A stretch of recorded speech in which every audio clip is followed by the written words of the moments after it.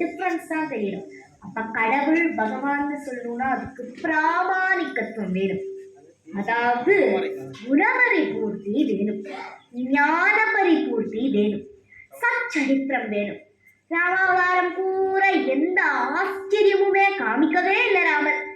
இருந்தாலும் ராமரை கடவுள்னு சொல்லியானமோ. கண்ணன் நாளே பிரேம உலகத்தையே முஜிக்க செய்பவன் அல்லவோ அவன்.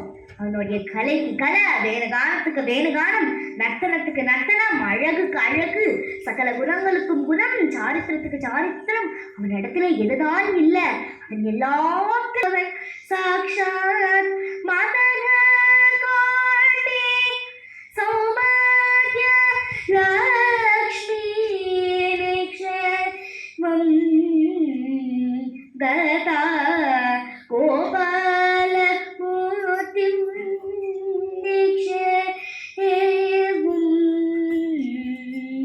கதா.